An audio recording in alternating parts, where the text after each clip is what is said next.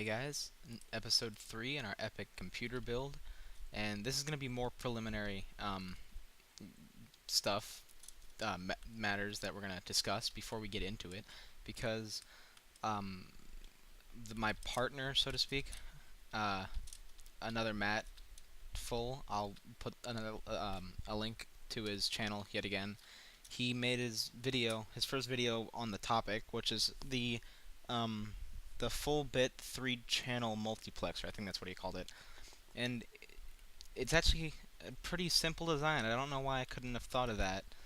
I actually did make something very similar in my test earlier today before we made the video, but it only had 1 channel. I didn't really know the difference that, you know, adding more channels would make it a true multiplexer. But it's actually really simple because you can have it do as many things as you want. You can have as many channels as you want because the outputs are what is ORed together into the final output. So you can decide uh, which one is which one works essentially. So yeah, that's pretty cool, I thought.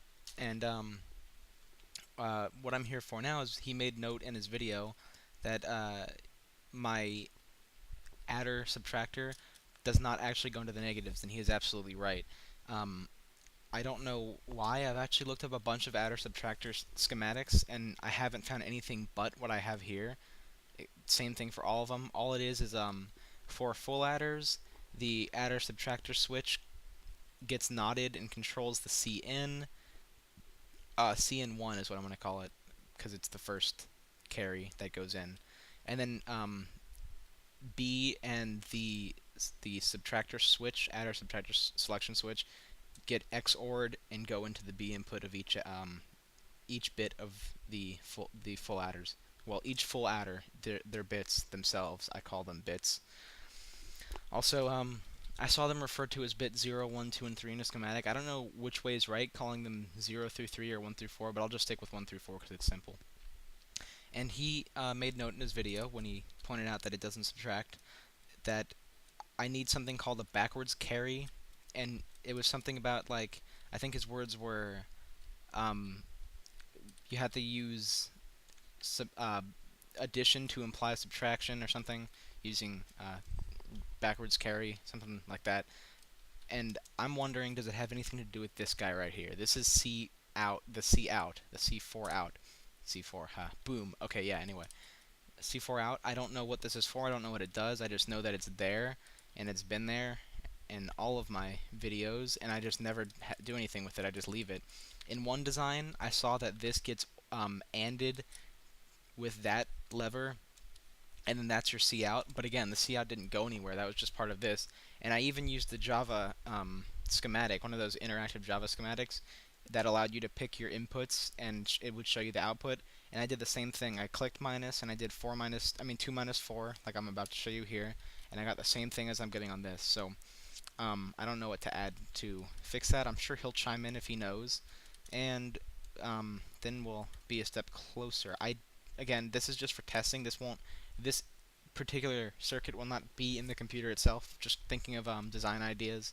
His multiplexer design was brilliant, and hopefully I can come up with an equally impressive adder. And we'll implement all of this knowledge that we're gaining through these tests into the actual computer. And he was right in noting that this thing is going to be massive, like a ridiculous size. And you guys saw from the pilot, if any of you that are watching this actually saw the pilot, I'm sure some of you did. Right at the beginning, when I was talking about like my intentions and everything, you saw all that was just the RAM. All of the clay circuits. That was 256 bytes of RAM. I don't know how much RAM we're gonna need for this thing, but yeah, even the simplest RAM design is huge. I think I calculated it once, and it came out to like 700,000 cubic meters or something ridiculous in volume. So yeah, kind of huge. The equivalent of assuming one block is three cubic meters, because if 2 blocks is the height of a human, 6 feet, about 3 meters, or 2 meters. You know what I mean. Anyway, yeah. So my question to you guys is what do I do to make this thing go into the negatives? I'll show you guys what happens if I try to put it in the negatives. So right now our subtract switch is on. We're going to put bit 2 in, which is a 2, minus bit 3, which is a 4. So 2 minus 4 should equal 6, right? I mean, wait, what? I mean, two, -2. I don't know why I said 6. Yeah, so what we're getting is we're getting the carry out, and 14 is our answer, apparently.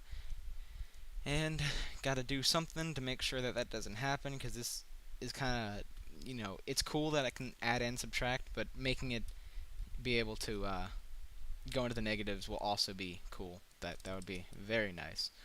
So any suggestions at all would be nice, of course. And before I go, I got this is a short video. I'm going to show you some of the cool features about um, the 1.8 release. Sprinting is of course awesome. Jumping around, sprinting, yay, we.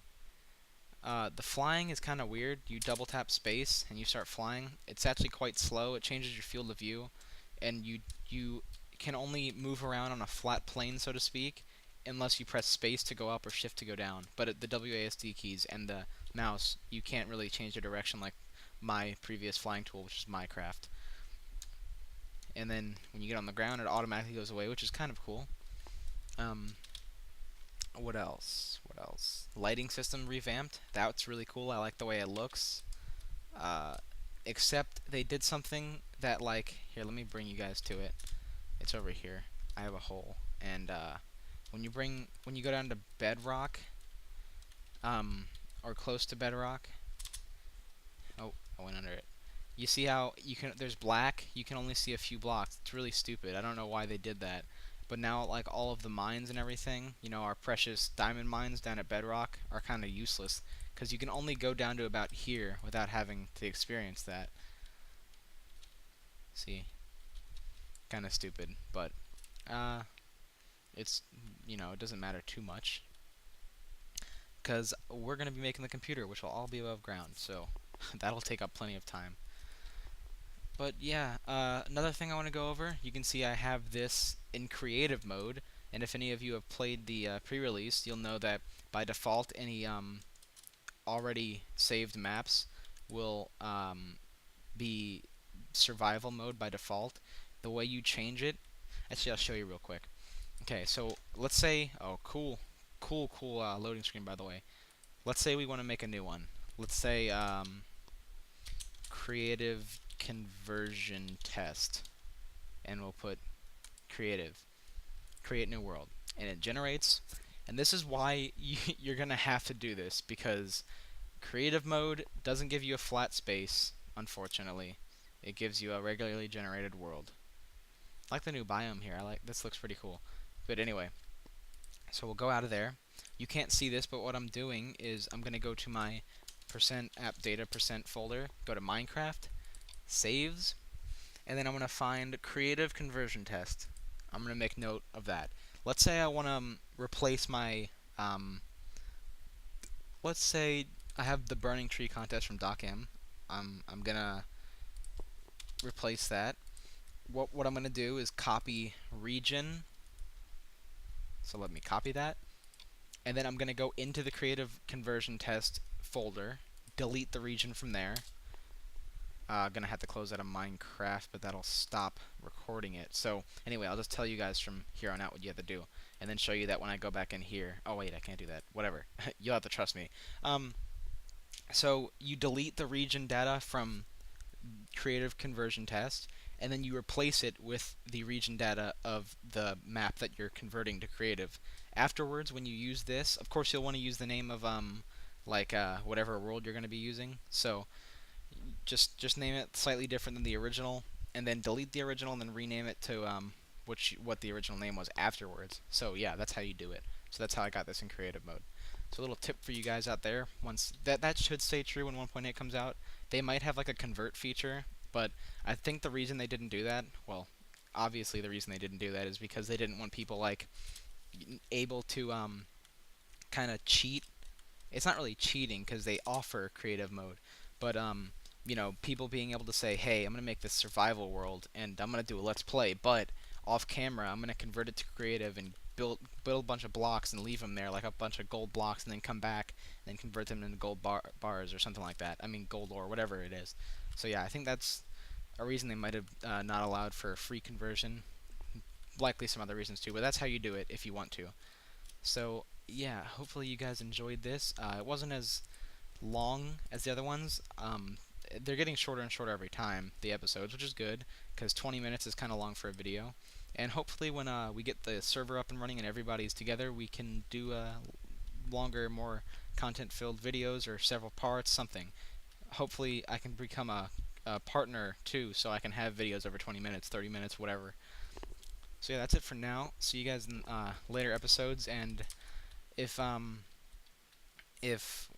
another Matt full, I for some reason it's hard to remember his name, but I always have it like on the tip of my tongue. If he doesn't get back to me on the if he, let me rephrase that. He will get back to me because we're in close contact. If he doesn't know how to do that little conversion to the negatives, please leave me your feedback if you know how to do it. So thanks in advance, guys. See you in the later.